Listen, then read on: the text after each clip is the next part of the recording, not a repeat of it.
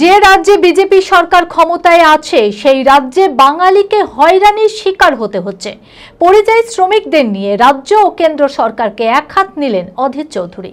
রবিবার সাংবাদিক বৈঠকে প্রাক্তন সাংসদ অধীর চৌধুরী বলেন, আমি বাংলার মুখ্যমন্ত্রীর কাছে জানতে চাই বাংলার কতজন শ্রমিক পরিযায়ী শ্রমিকের কাজ করেন। বাংলার যে সমস্ত পরিযায়ী শ্রমিক ভিন রাজ্যে বিপদে পড়েছে তাদের সুরক্ষিত করার জন্য কেন রাজ্য সরকার আদালতের দ্বারস্থ হচ্ছে না। এই বিষয়ে 21শে জুলাই মুখ্যমন্ত্রীর বক্তৃতায় কি প্রশ্ন করবেন অধীর, শুনে নেব তার মুখে। দেখুন দিদি, যখন সর্বদিকে ব্যর্থ তখন মোদির দৌলতে আর বিজেপির দৌলতে কিছু হাতিয়ার পেয়েছে, বাঙালি নির্যাতনের হাতিয়ার। কিন্তু বাঙালি নির্যাতন, আমি আবার বলছি, হঠাৎ করে আজকে হচ্ছে তা নয়। যেদিন থেকে বিজেপি ক্ষমতা এসছে সেদিন থেকে যে রাজ্যে তারা ক্ষমতা সে রাজ্যে বাঙালিদেরকে হয়রানের শিকার হতে হয়েছে। সম্প্রতি সেটা আরও বেড়েছে, বাংলাদেশের ঘটনার পর আরও সেটা বেড়েছে। এবং বিজেপি পার্টির অন্যান্য রাজ্যে তাদের অনুপ্রবেশকারীর যে এজেন্ডা, সেই এজেন্ডাকে তারা আরও তীব্র করার চেষ্টা করছে। কিন্তু বাঙালিদের উপরে হয়রানির অভিযোগ আজকে নয়, দীর্ঘদিন ধরে চলছে। এতদিন বাংলার মুখ্যমন্ত্রী চুপ ছিল। আমার দাবি একটাই, প্রথম, পশ্চিমবঙ্গ থেকে কত মানুষ বাইরের রাজ্যে কাজ করছেন তার তালিকাটা প্রকাশ করা হোক। কোভিডের সময় বাংলার মুখ্যমন্ত্রী বলেছিলেন 53 লক্ষ পরিযায়ী শ্রমিক, আজকে নামিয়ে এনে বলছেন 22 লক্ষ পরিযায়ী শ্রমিক। কোভিডের পর থেকে পরিযায়ী শ্রমিক পশ্চিমবঙ্গে কমে গেল, 1 নম্বর। 2 নম্বর, এই পরিযায়ী শ্রমিকরা পশ্চিমবঙ্গে কাজ পায় না, তাই তারা বাইরে যায়, কেউ শখে বাইরে যায় না। 2 নম্বর, পশ্চিমবঙ্গে কাজ পেলেও তাদের রোজগার হয় না, তাই বেশি রোজগারের জন্য বাইরের রাজ্যে যায়, সেখানে বেশি রোজগারের ব্যবস্থা করা হয়।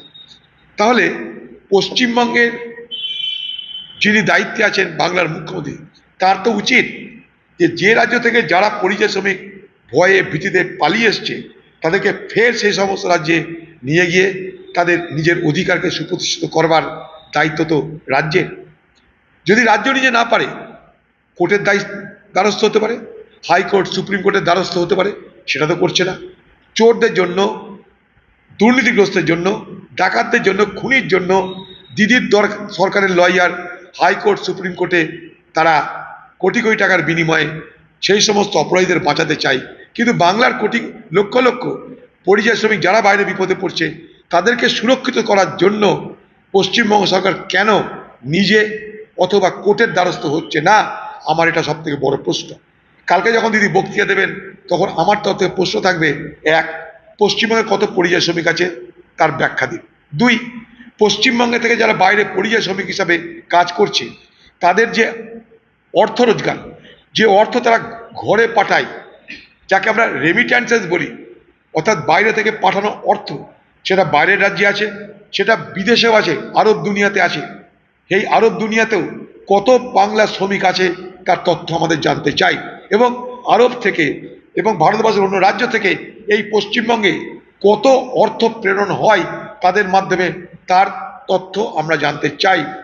প্রকৃতপক্ষে কত সংখ্যা বাইরের রাজ্যে আছে তার তালিকা আপনি তৈরি করতে পারলেও আপনি করেননি। 3 নম্বর, পশ্চিমবঙ্গের পরিযায়ী শ্রমিকদের জন্য আপনি বলেছিলেন কোভিডের সময় 2 লক্ষ টাকা করে অনুদান দেওয়া হবে, কাজ দেওয়া হবে। তার তথ্য দিন যে কত লক্ষ শ্রমিককে আপনি কাজ দিয়েছিলেন এবং অর্থ দিয়েছিলেন। বাংলার মুখ্যমন্ত্রী নির্বাচনের জন্য বাঙালি বাঙালি করে কুমিরের কান্না ঝরিয়ে সময় অপব্যয় না করে প্রকৃত অর্থে পরিযায়ী শ্রমিকদের জন্য আপনি সঠিক এবং দৃঢ় কোনো পদক্ষেপ নেন, এটা আমরা দেখতে চাই। আপনি বাইরের রাজ্যে যাচ্ছেন না কেন? যেখান থেকে পরিযায়ী শ্রমিকগুলোকে তাড়াচ্ছে সেখানে আপনি যাচ্ছেন না কেন? আপনি দিল্লি যাচ্ছেন না কেন? আপনি কোর্টে যাচ্ছেন না কেন? আপনি সংখ্যা বলছেন না কেন? তাদের অবদান বলছেন না কেন? তাদের কাজ দেব বলছেন না কেন? সেই কাজ দেওয়ার জন্য কি পরিকল্পনা নিচ্ছেন তার ব্যাখ্যা দিচ্ছেন না কেন? আপনাকে পরিযায়ী শ্রমিকরা কেন বিশ্বাস করবে তার প্রথম ব্যাখ্যা আপনাকে দিতে হবে। মানসিক স্বাস্থ্যের জন্য সবার আগে যে নামটি মনে ভেসে ওঠে, সুস্থ মনের ঠিকানা মনোবীক্ষণ। যোগাযোগ নাম্বার 7477799513।